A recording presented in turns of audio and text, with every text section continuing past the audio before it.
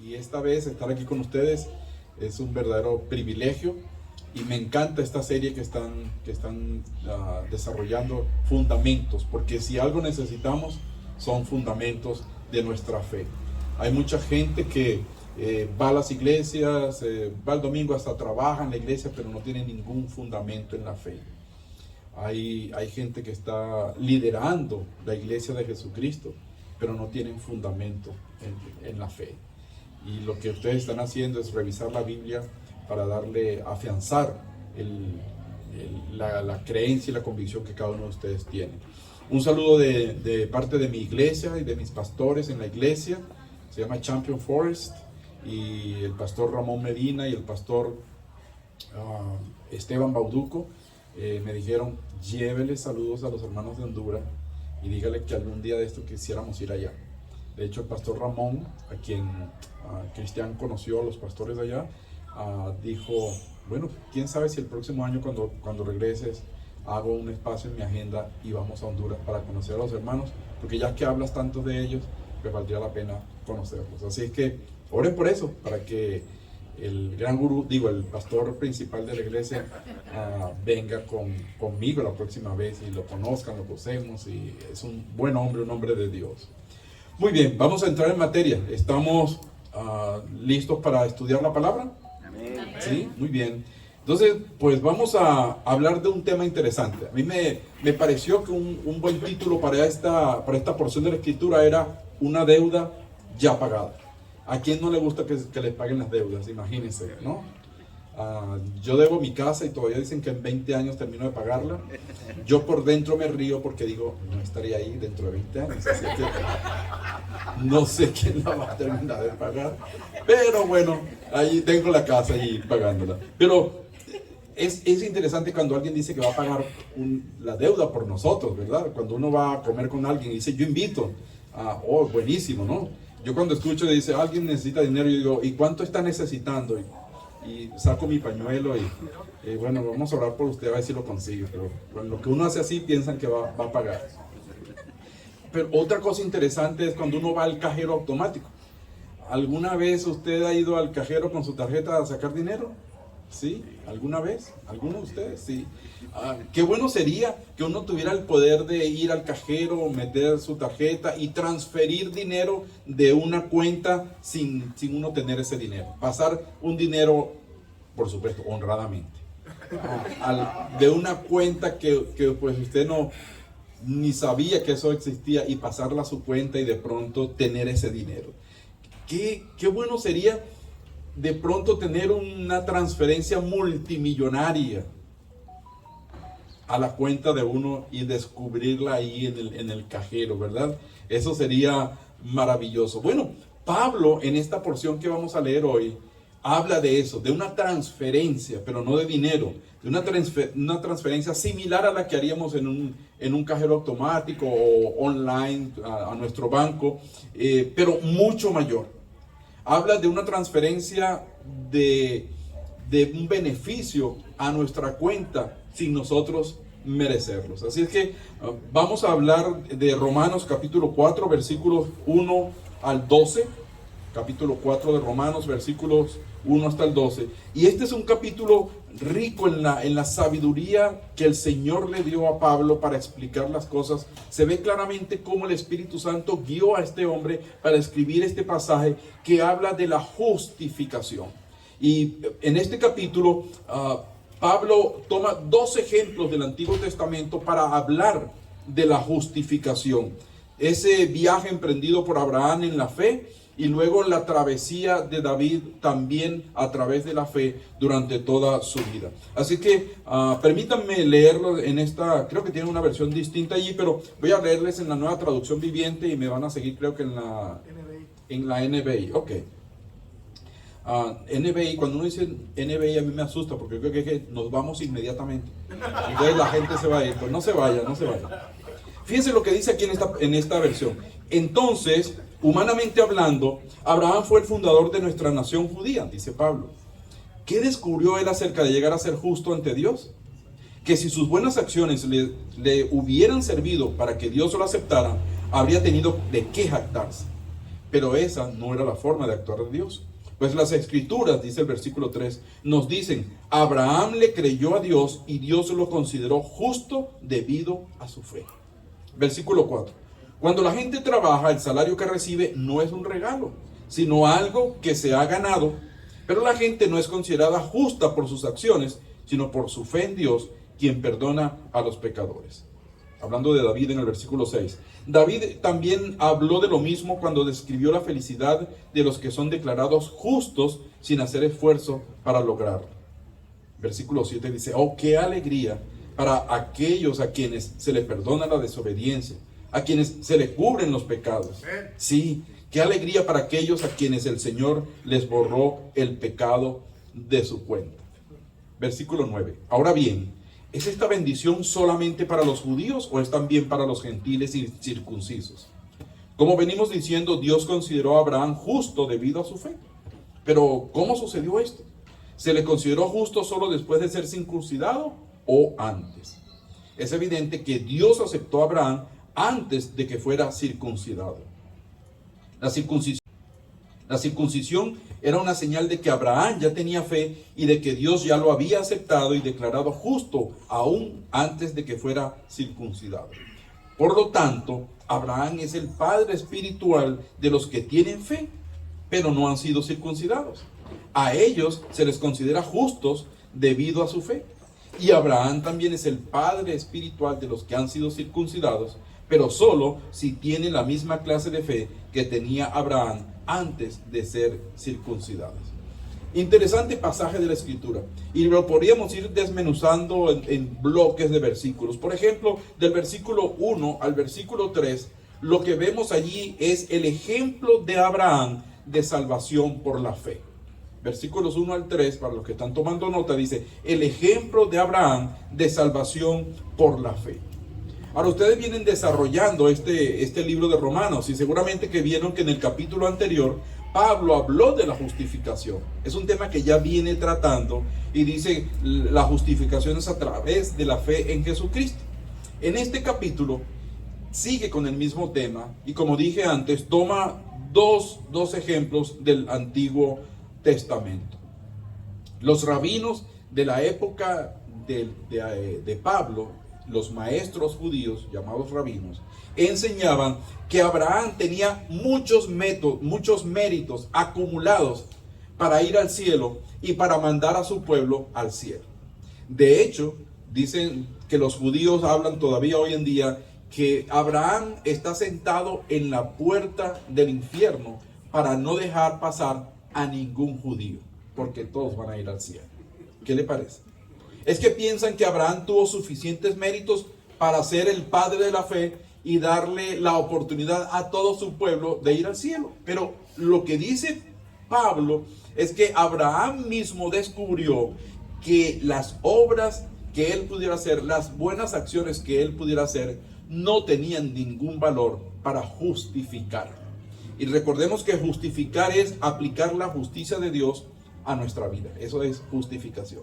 Y Pablo dice, están equivocados. Y recuerde usted que Pablo era parte de ese grupo antes de conocer a Cristo.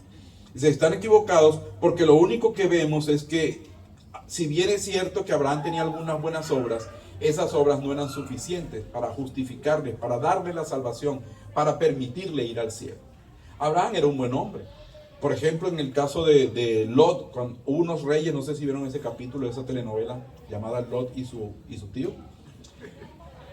Cuando los reyes, que después fueron del sector que se llamó después Babilonia, los reyes de esa región tomaron cautivo a Lot y a su gente y a todos los que vivían en Sodoma y Gomorra, Abraham salió para defenderlo, para recuperarlo, para rescatarlo.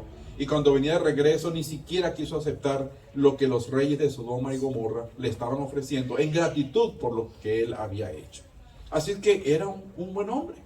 Era un buen hombre porque cuando el Señor le dijo que sacrificara a su hijo, pues él obedeció. Dijo, yo voy a hacerlo. Y no tuvo la necesidad de hacerlo, pero fue obediente. Es decir, que el hombre realmente tenía buenas cosas, como usted y yo. Bueno, de usted no sé, pero todos tenemos buenas obras que hemos hecho en algún momento, ¿cierto? Pero también Abraham tenía sus fallitas. Por ejemplo, cuando Dios le habla de que le va a dar una descendencia, etcétera, etcétera, pues la esposa dice, pues yo no puedo ayudarte con eso, pero te tengo la solución. Y le dio al esclavo. Y como un toro, Abraham, ya descubrieron de qué hablamos anoche, como un toro, Abraham tomó el regalo que su esposa le hizo y tuvo un hijo. Pero después él realmente maltrató tanto a la mujer como al hijo que ella le dio. Así que no es que era un dechado de virtudes que nunca cometía un error. Él era, como usted y como yo, personas normales, que sí, puede que tengamos cosas buenas y que hagamos cosas buenas, pero la realidad es que también hacemos cosas malas y tenemos cosas malas. Así que Pablo dice, lo que Abraham descubrió es que realmente él no tenía ninguna base para pensar que sus buenas obras le podían llevar al cielo y le podían llevar con Dios. En el versículo 2 dice Pablo, si Abraham hubiese sido justificado por las obras, en otra versión, tendría de qué gloriarse, pero no ante Dios. Ya hemos dicho, tuvo buenas obras, hizo buenas cosas y quizás podría jactarse de ellas delante de los demás hombres, delante de las demás personas. Es como usted y yo podemos decir, bueno, yo jamás he matado a nadie, con el pensamiento a veces, pero no lo he hecho. Yo jamás me he robado algo que no sea mío. Yo jamás he tomado ninguna cosa que no me pertenezca. Y uno puede jactarse de eso quizás frente a otras personas. O cuando enseñamos a nuestros hijos, hoy día del niño, enseñamos a nuestros niños valores. Y podemos decir que hemos enseñado valores a nuestros hijos y ellos van a tomar sus decisiones cuando crezcan, si van a ser personas de bien o personas de mal. Pero nosotros hemos enseñado buenos valores, buenas cosas. Lo que Pablo está diciendo es, si hay algo que valga la pena y que tenga algún valor allí, tiene que ver con la relación entre los seres humanos. Pero ante Dios, ninguna de esas cosas tiene suficiente valor como para justificarnos, como para aplicar la justicia de Dios a nuestro favor, como para darnos la salvación. Porque ni ninguno de nosotros hace unas obras tan buenas que realmente merezcan eso. En otras palabras, la salvación de Abraham no vino porque él era buena persona, porque él era buena gente. La salvación de Abraham vino porque él le creyó y obedeció a Dios. Después de eso hizo buenas obras como un agradecimiento a Dios, pero no para ganarse el cielo. Ahora, el punto es que el patriarca de los judíos fue justificado por la fe y no por las obras. Así que los judíos estaban equivocados al pensar que él tenía suficientes méritos para ganarse el cielo. No entendían que fue Dios quien le imputó, ese es un término que usan los abogados, le imputó justicia, es decir, le aplicó justicia. Dios mismo le aplicó justicia al patriarca de los judíos, a Abraham. Imagínese, hablando de cosas legales, imagínese que usted está en una audiencia y le piden que usted, como acusado, presente ante el juez, y en este caso el juez es el juez de toda la creación, que usted presente evidencias de que usted es una buena persona, tan buena persona que merece ir al cielo. ¿Realmente tenemos esa capacidad? Pareciera que no, pero hay gente que piensa que son tan buenos que no necesitan a Cristo. ¿Se ha encontrado usted con alguien así? Hay gente tan buena que piensan ellos que son tan buenos que piensan que no necesitan a Cristo, que sus obras son suficientes. Y entonces dicen, bueno, yo no le hago mal a nadie, yo no peleo con los vecinos, yo quiero a mi suegra, la quiero pero lejos. Así es que no tengo ninguno de esos problemas, por lo tanto, ¿qué me va a decir Dios que he hecho mal? El problema es que todos nosotros somos parte del género humano, de la raza humana, y en Adán nosotros pecamos junto con Adán. Y usted dice, qué injusticia. Bueno, somos una familia, el género humano. Pero de la misma manera como por la caída de Adán, todos nosotros pecamos, de la misma manera el segundo Adán, Jesucristo, con su muerte en la cruz, hizo que nosotros pudiéramos tener acceso al Señor a través de su sacrificio en la cruz del Calvario.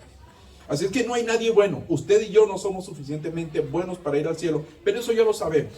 Pero nos encontramos con gente en la calle que no lo sabe. Y es nuestro deber como discípulos que hacen discípulos decirle a la gente, necesitas a Cristo. La única manera de llegar al cielo es ir con Cristo por los méritos de Jesucristo. Esa es la verdad. No hay ninguna otra manera. Es que el Señor Jesucristo nos hizo la transferencia multimillonaria a nuestra cuenta para poder obtener la salvación.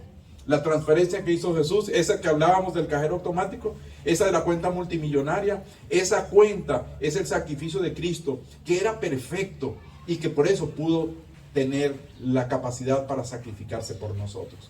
En el Antiguo Testamento se mataba un animalito y el animalito tiene que ser perfecto. Ese sacrificio era solamente para cubrir el pecado mientras llegaba el Mesías. Ese sacrificio era una visión de lo que sería el Mesías cuando Él apareciera.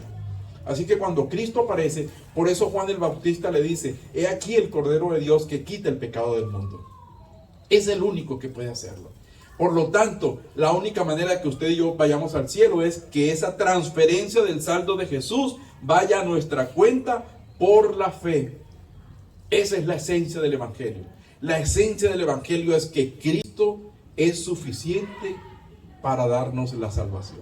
La esencia del Evangelio es que no hay otra manera de ser salvos que no sea a través de Jesucristo. Ni las obras, ni ninguna cosa existente puede darnos la salvación, a excepción de la muerte de Cristo en la cruz del Calvario. La pregunta es si todos nosotros hemos transferido de esa cuenta multimillonaria para nuestra cuenta y el saldo ahora es favorable. Porque déjeme decirle, el saldo era cero en nuestra cuenta. No había nada a nuestro favor, nada. Porque nuestras mejores obras son como trapos de inmundicia delante del Señor. ¿Sabe por qué? Porque Dios es santo y Dios requiere santidad. Le compartí al equipo pastoral que estaba oyendo una canción que dice, abre mis ojos, oh Cristo, yo quiero verte. ¿Han escuchado esa canción?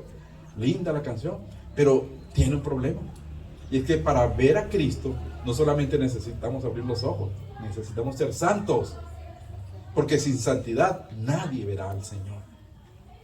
Y la única manera de ser santos es apropiarnos del sacrificio de Cristo en la cruz del Calvario. Entonces Él en ese momento nos ve como santos. Todavía falta trabajo. Todavía hay una santidad progresiva, en progreso, que se va dando en nuestra vida. Pero a los ojos de Dios, por los méritos de Jesucristo, usted y yo ya somos santos. Así que al salir de esta reunión, salude a los hermanos. Diga, hermana Santa Fanny, ¿cómo está? Hermano San Vinicio, ¿cómo está? Porque somos santos. Somos santos. Dios nos ve santos. Pero no porque nosotros lo hayamos logrado, sino porque Jesús murió en la cruz del Calvario. Amén. Por nosotros. Y usted dice, ¿por qué repite tanto eso? Porque es la esencia del Evangelio. Es lo que debe quedar en nuestra mente y en nuestro corazón para salir de aquí con la convicción de que Cristo murió por nosotros y que no hay otro camino, no hay otra manera, no hay otro nombre dado a los hombres en el cual podamos ser salvos que no sea el nombre de Jesucristo. De los versículos 4 al 5 vemos lo que yo he llamado ganancia versus gracia. Dicen esos versículos, cuando la gente trabaja, el salario que recibe no es un regalo, sino algo que se ha ganado. Pero la gente no es considerada justa por sus acciones, sino por su fe en Dios, quien perdona a los pecadores. En nuestra sociedad estamos acostumbrados a ganar nuestro salario. Trabajamos y nos pagan un salario. A veces bueno, a veces malo, a veces estamos descontentos. Siempre necesitamos más, siempre, ¿verdad? No importa cuánto nos paguen, siempre necesitamos más. Pero lo cierto es que usted trabaja para que le paguen. Nadie trabaja por gusto, por placer. Mire, si trabajar fuera bueno, no le pagaran a uno por hacer eso, ¿verdad? Pero nos pagan como para que diga, bueno, tengamos un aliciente, un estímulo, una motivación para trabajar. Lo que está diciendo Pablo aquí es que si nosotros hubiéramos ganado la justificación, eso sería un salario, no sería un regalo. Pero ¿por qué ya he titulado este pedacito ganancia versus gracias? Porque nosotros no nos hemos ganado la justificación. No hemos hecho nada para eso, ya lo mencionamos. Ha sido gracia. Gracia es un don inmerecido, algo que usted y yo no merecemos, pero Dios nos da. Hemos recibido muchas veces gracia de mucha gente, ¿verdad? A veces estamos en un trabajo, por ejemplo, y nos dan un bono, ¿verdad? Y dice, bueno, esto es algo especial. No es porque te lo ganaste, es especial, queremos dártelo, estamos repartiendo el bono. A veces usted se encuentra con gente que por nada le dice, bueno, le toca la puerta y le lleva unas galletitas, bueno, mejor es una baleada, o la otra, ¿cómo es que se llama? Burrita. Una burrita. Creo que en el cielo va a haber burritas, porque qué buenas son. Qué buenas son. No las había probado hasta esta vez, pero las baleadas sí. Pero no es porque lo merezcamos, sino porque a alguien le nació del corazón, pero dijo, el pastor está ahí, él se va mañana, de pronto, hoy le voy a hacer para la tarde, unas burritas, unas baleaditas, ¿verdad? Solo un ejemplo, es solo un ejemplo. Porque yo no lo merezco. Y después de mantenerlos ahí 20 minutos sentados escuchando esto, de pronto dicen, ni menos lo merece, pero se lo voy a llevar porque no lo merece. Pero, ¿sabe? La gracia es eso. Usted y yo no merecemos el amor de Dios. Usted y yo no merecemos el favor de Dios. Usted y yo no merecemos la gracia de Dios. Pero Él se ha placido en darnos. Y en darnos lo mejor. Filipenses capítulo 2 dice que el Señor Jesucristo se despojó a sí mismo de lo que Él era. No teniendo en cuenta ser igual a Dios. No se aferró a eso, sino que se despojó a sí mismo de eso. Se hizo hombre. Y no solamente se hizo hombre, sino que dentro de esa línea, de ese nivel de humanidad, se hizo siervo y murió por nosotros.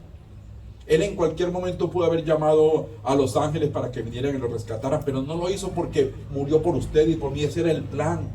Y aunque como humano, allí en el Getsemaní dijo, Señor, pasa de mí esta copa si es posible, pero que se haga tu voluntad y no la mía. Porque Él sabía que la única manera como el género humano podía ser rescatado era a través de su muerte en la cruz del Calvario. Qué bueno que el plan no quedó allí. Apocalipsis capítulo 4 dice que vamos a ver la coronación del Rey, del Cordero de Dios. Vamos a celebrarlo. Gente de toda tribu, pueblo, lengua y nación va a estar ahí para alabar el nombre del Señor, del Rey de Reyes, del Cordero de Dios que fue inmolado por nosotros.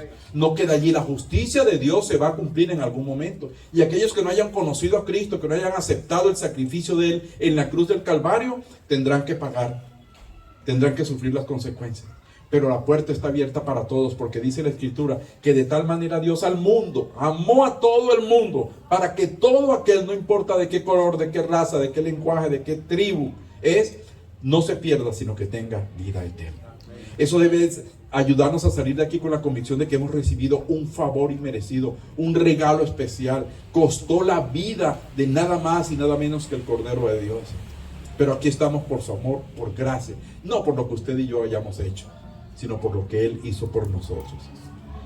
Los versículos 6 al 8 son el testimonio de David. Recuerdan, les dije que Pablo tomó dos personajes del Antiguo Testamento para mostrar que la justificación es por la fe y no por las obras. Y el versículo 6 dice, David también habló de lo mismo cuando describió la felicidad de los que son declarados justos sin hacer esfuerzo para lograrlo.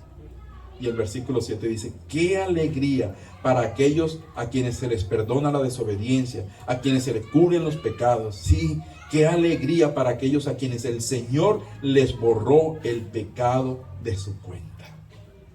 Qué bendición. Cuando escuchamos esto deberíamos reírnos o emocionarnos. Qué alegría, porque el Señor dio todo lo que necesitábamos. Usted y yo estábamos condenados en nuestros delitos y pecados. Y se dice, bueno, ¿qué de aquellos que nunca pecan? Mire, si usted estaba pequeño, cuando usted era niño, ¿alguna vez deseó que su mamá o su papá se murieran? No me conteste, pues, porque hay mucha gente viéndolo. Pero cuando papá o mamá le castigan a uno, le hacen algo, uno, este viejo, esta vieja, no importa que uno tenga 29 años, es viejo para ellos, ¿verdad? ¿Alguna vez pensó mal? ¿Alguna vez le dio un codazo malintencionado al hermanito o a la hermanita? Yo escucho unas historias de mis 3 hijos ahora que cómo nos reímos de lo que hacían. Una vez mi hija Gaby, ella decidió que en la casa no estaba bien y que se iba a ir de la casa y se lo dijo a la mamá. Y tenía, no sé, como 6 años quizás. Dijo, ¿te quieres ir de la casa? Entonces pues la mamá le buscó una maletita, le metió la ropa y dijo, ok, ¿te puedes ir? Vamos, te vas. Y la puso en la puerta de la casa y cerró la puerta. No se movió ahí la niñita. No dio un paso más desde allí. Eso prueba cuál es la naturaleza humana. No, mi hijita ya se arrepintió de eso, ya es hija de Dios. Pero eso prueba que la naturaleza humana tiene esa tendencia. Tenemos esa tendencia. Por eso cuando David dice, qué felicidad de los que son declarados justos sin hacer esfuerzos para lograrlo. Es que usted y yo, por más que intentemos lograrlo, no lo hacemos. Es como que si estamos tratando de lanzarle piedras a la luna en una noche de luna llena. Usted puede que lance la piedra más lejos que yo, porque usted tiene más fuerza o tiene más potencia o lo que sea. Pero igual, ni la piedra suya ni la mía van a llegar a la luna. Y por mejores que sean nuestros esfuerzos, aunque sus esfuerzos sean mejores que los de otra persona, ninguno de los dos esfuerzos humanos lograrán satisfacer la justicia de Dios. Por eso él dice, qué alegría para aquellos a quienes el Señor les borró el pecado de su cuenta. Esta es una cita del Salmo 32 que escribió David. Ya se llama Salmo penitente. Este Salmo 32 y el Salmo 51 son salmos penitentes de David, así se llaman. Y ustedes recuerdan a David. ¿Por qué recuerdan a David? A ver, ¿alguien recuerda a David por algún evento en su vida? La mayoría de ustedes son bien mal pensados, ¿no? Ajá, sí. Mató a Goliat. Sí, que eso lo recuerdan los niños, sí. Eso lo recuerdan. Pero nosotros recordamos especialmente el pecado de David. Y David cuando escribe este salmo y escribe el Salmo 51, probablemente estaba pensando no en el pecado que cometió, sino en el proceso que Dios le permitió tener para ser perdonado. La Biblia dice que David era un hombre conforme al corazón de Dios. ¿Cómo se le ocurre? Y miren lo que hizo. ¿Sabe por qué? Porque cuando el Señor borra tus pecados, los borra, los echa al fondo de la mar y nunca más se acuerda de ellos. Ese es nuestro Dios, un Dios que ha pagado por nosotros. En la versión del 60 dice bienaventurados, que es lo mismo que dichosos, como dice aquí, felices. Y este término Macarios es el término en griego, por cierto. Si se escuchan a alguien que se llama Macario, pues quiere decir bienaventurado, feliz, dichoso.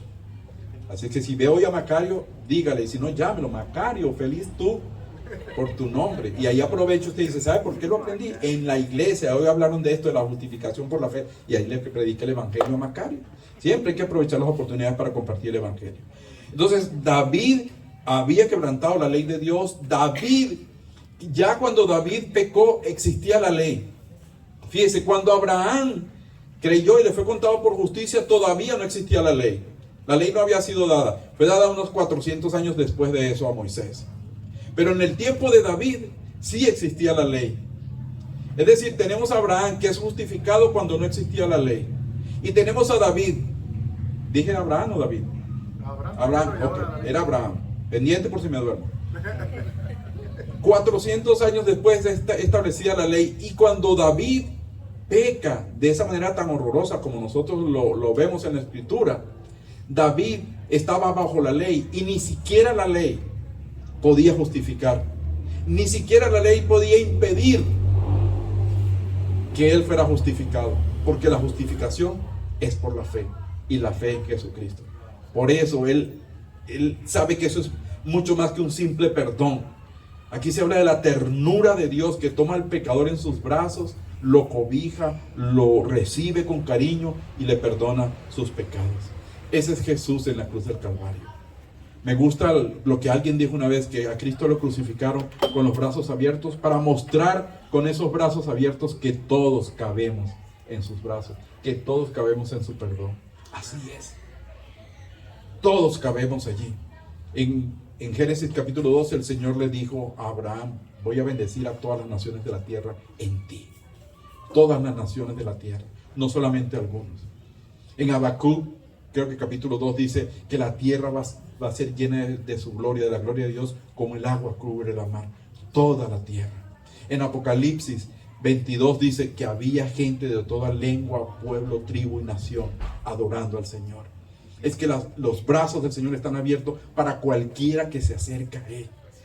Si alguien le dice a usted que yo soy tan malo, que creo que para mí no hay perdón. Hasta para Judas hubo la oportunidad de perdón. Cuando en la última cena el Señor le ofrece a Judas, dice, moja conmigo aquí, esa era una señal de amistad entre los judíos, comer en el mismo plato. Es como para los argentinos hoy en día prestar el mate para que tome de su mismo mate. Eso es una muestra de amistad. Lo que Jesús le estaba diciendo a Judas es, todavía hay oportunidad para ti. Pero él la despreció. Que no sea el caso de nosotros, que despreciemos la oportunidad que Dios nos da de ser justificados. Y no, a la mayoría de aquí no conozco su vida. No sé si alguna vez usted ha hecho una oración y le ha pedido al Señor que le perdone sus pecados, que aplique su sacrificio en su vida. Pero si no lo ha hecho, esta es una buena oportunidad para hacerlo, porque usted no sabe qué le depara el mañana. Los versículos 9 al 12, la última parte de esta, ¿nos queda cuánto? ¿Una hora solamente, hermano? Bueno, voy a tratar de terminar en una hora. Los versículos 9 al 12 hablan de la circuncisión y el sello de la fe. Fíjese que versículo 9 dice, ahora bien, ¿es esta bendición, la bendición de la justificación por la fe, solamente para los judíos o es también para los gentiles incircuncisos? Como venimos diciendo, Dios consideró a Abraham justo debido a su fe. Pero, ¿cómo sucedió esto? ¿Se le consideró justo solo después de ser circuncidado o fue antes? Estoy leyendo el versículo 10. Es evidente que Dios aceptó a Abraham antes de que fuera circuncidado. Fíjense cómo vuelve el argumento a Abraham. ¿Cómo vuelve el argumento? No, primero vemos a Abraham que es justificado. Luego hablamos de un segundo sin la ley. Luego hablamos de David, que es justificado existiendo ya la ley. Y en tercer lugar encontramos otra vez a Abraham diciendo, bueno, hablando de Abraham para que alguno no piense que es que he pasado por alto el asunto de la circuncisión. ¿Cuándo fue justificado? ¿Antes de la circuncisión o después? ¿Sabe por qué? Porque para los judíos todavía hoy en día es importantísimo ser circuncidado. Si no es circuncidado el octavo día, no es considerado parte del pueblo judío. Dios instauró eso como señal del pacto con el pueblo judío. Y usted va a hacer señal entre ustedes y yo. Y Dios es un Dios de pacto. Dios es un Dios que cumple. Y por eso encontramos en el libro de Apocalipsis a 144,000, que eran 12,000 de cada tribu del pueblo de Israel, menos de la tribu de Dan, porque la tribu de Dan, según el libro de los jueces, se convirtió en idólatra. Y por eso los dejan por fuera y meten a la media tribu de Manasés para completar las 12 tribus. Pero volviendo al punto, es que cuando Abraham recibe la justificación, no estaba circuncidado. Así es que técnicamente se le podría argumentar a un judío que si Abraham no estaba circuncidado, todavía no pertenecía al pacto que Dios había hecho, y por lo tanto la justificación de él fue por gracia, por fe. No por la ley, no porque él era un judío, porque de hecho pues todavía no existía el pueblo de Israel. Recuerda, Abraham, Isaac y con Jacob y sus 12 hijos es que se forma las 12 tribus del pueblo de Israel. Así que si David había hablado de la alegría de un hombre que aún bajo la ley recibe la gracia de ser perdonado por su pecado, si aún hablamos de un hombre que no existía la ley todavía como es Abraham, y fue justificado, pues vemos eso como ejemplos de que la justificación de Abraham no fue por el hecho de que fuera circuncidado, no fue por el hecho de que él fuera judío, sino que fue por el hecho de que era simplemente un ser humano. Y esto, lo interesante para nosotros, es que deja abierta la puerta de la gracia para usted y para mí. Para un judío, si usted no es circuncidado, usted no es judío. Puede que usted se llame Josué, pero eso no lo va a hacer judío. Desafortunadamente hoy en día hay mucha gente entre el pueblo cristiano que como que quiere ser judío, ¿verdad? Y entonces empiezan a tener prácticas judías. Pero lo que vemos en la Escritura, especialmente en la carta a los Gálatas, es que nada de eso nos da la justificación. Solo la muerte y crucifixión de Cristo nos da el pago por el pecado que usted y yo hemos cometido y por los que seguiremos cometiendo. Pensando en eso, pues algunas aplicaciones ya para terminar. Siempre digo esto y me tardo como media hora más. No. Algunas aplicaciones para pensar en ellas. Primero, no hay ninguna obra o acción que usted y yo podamos hacer para ganar la salvación. No hay nada que usted y yo podamos hacer para ganar la salvación. Nada. Es un regalo, es un don de Dios. No hay que comprarla, no hay que sembrar allí. Si usted quiere parar de sufrir, no, lo único que tiene que hacer es creer en Cristo como su Señor y Salvador. Aceptar que es un regalo. Segunda cosa que podemos aplicar: la justificación, la salvación está basada en la obra redentora de Cristo. Una vez más, la justificación, la salvación está basada en la obra redentora de Cristo. Todo lo que había que hacer lo hizo Cristo por nosotros. Todo. No hay que hacer nada más. ¿Sabe? Hay gente que piensa que si usted acepta a Cristo, pero si hace algo malo, ya le quitan el derecho a ser hijo de Dios. Bueno, dice la Escritura que hemos sido sellados con el Espíritu Santo. Es un sello indeleble que no se borra. Y Dios lo ama tanto a usted que no hay nada que usted pueda hacer después de aceptar a Cristo que le quite la bendición de ser su hijo. Y usted puede decir, entonces puedo hacer lo que quiera. Salgo de aquí y ya me voy a una rumba. Bueno, esa sería la mejor evidencia de que no ha creído, de que realmente necesita a Cristo. Porque quien cree en Cristo va a tener obras, pero obras como una evidencia de su fe, no como una necesidad para ser salvos. Tercero, estamos llamados a vivir en fe. Estamos llamados a vivir en fe. Hemos dicho que las obras nos salvan, pero ¿sabe una cosa? Efesios 2:10 dice que somos hechura suya, para que andemos en las obras que Dios ha creado de antemano, para su honra, para su gloria. El versículo 8 dice, no por obras para que nadie se gloríe. Somos salvos por gracia, por la fe. Leas ese pedacito allí en Efesios 2:8 al 10. Somos salvos por gracia, por la fe, no por obras para que nadie se gloríe. Pero somos hechura suya y Él ha preparado obras para que andemos en ella. Un día ahí en el cielo, según 1 Corintios 3, nuestras obras van a ser evaluadas.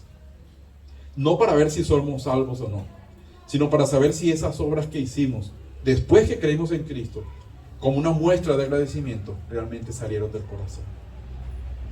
Entonces allí podremos ver, cuando me toque el turno a mí, pase por acá el pastor Emery, vamos a probarle sus obras, y encienden ahí la candelilla y todo se quemó como hojarasca, porque dice que hay obras que son como hojarasca, ¿verdad?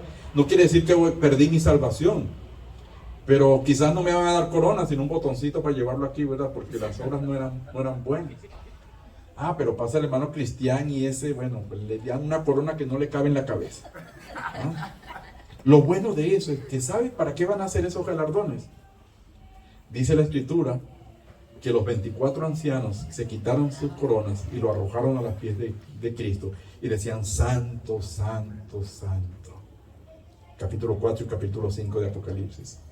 Lo que usted y yo recibamos no va a ser para andar orgullosos en el cielo, en las calles de oro, reflejándonos a ver cómo se me ve mi corona, sino para ponerla a los pies de Cristo y decir, Señor, aún lo que pude hacer, lo hice por tu gracia, por tu amor, por tu misericordia. Así que sí, las buenas obras tienen un sentido, no para salvarnos, sino para mostrarle gratitud a nuestro Señor, para mostrar al Señor que realmente valoramos lo que Él hizo por nosotros. Por eso necesitamos llevar una vida de fe, estamos llamados a eso. Nuestra justificación no viene por las obras, nuestra justificación viene por poner nuestra fe en aquel que lo logró todo por causa nuestra y por amor. Si usted ya conoce a Cristo, si usted ya puso su confianza en Cristo, celébrelo hoy. Dígale, gracias, Señor. Gracias por morir en la cruz del Calvario. Hace días que no recordaba esto, pero gracias, Señor. Es un fundamento de mi fe, como decía en esa pantalla. No sé si lo dice ahorita, no se ve desde aquí. Pero si usted nunca ha aceptado a Cristo, que aquí tengo un monitor, gracias. Si usted nunca ha aceptado a Cristo, si usted nunca ha puesto su confianza en Cristo, no estoy hablando de cambiar de religión, simplemente si usted nunca le ha dicho al Señor, ok, Señor, yo reconozco que lo que tú hiciste, lo hiciste por mí. Yo reconozco que no hay nada bueno en mí, suficientemente bueno como para alcanzar ser justo delante de ti. Por lo tanto, hoy te recibo como mi Señor y como mi Salvador. Si hay alguien que nunca ha hecho esa oración, yo le invito a hacerla. Y como probablemente no sabe cómo hacerla, permítame indicarle. Usted podría decirle a Dios algo como, si quiere repetirlo: Señor Dios, reconozco que soy pecador. Reconozco que no hay nada suficiente bueno en mí como para alcanzar la salvación. Reconozco, Señor Jesús, que lo que hiciste en la cruz fue por mí. Te pido que entres en mi vida, que perdones mis pecados y que me ayudes a serte fiel. En el nombre de Jesús. Amén. Si usted hizo esa oración por primera vez, no se vaya de aquí sin decirle a alguien: mira, hice la oración por primera vez. A uno de los pastores: hice esta oración por primera vez. ¿Cuál es el siguiente paso? Y le van a ayudar a crecer en su relación con Dios. Permítame orar. Señor amado, bendecimos tu nombre. Señor, en nuestro corazón hay gratitud por lo que tú has hecho por nosotros. Señor, hay gratitud por haber sido parte de tu plan y hoy estar aquí celebrando tu nombre. Te damos gracias por pagar el precio completo, absoluto, por nosotros. Te damos las gracias por tu muerte en la cruz, Señor Jesús. Te damos las gracias por justificarnos, por salvarnos, por santificarnos. Y queremos pedirte que esta semana sea una semana en la cual tengamos en nuestra mente el hecho de haber sido salvados por gracia. Y que nos permitas hacer cosas que te agraden, no para ayudar a salvarnos. Ya tú pagaste todo el precio. Permítenos hacerlo para agradecerte. Permítenos compartir con otros la buena nueva de salvación. Permítenos decirles a otros que hay esperanza de vida eterna. Y que en todo esto, para ti sea la honra y la gloria, por siempre. Amén y amén. Dios les bendiga.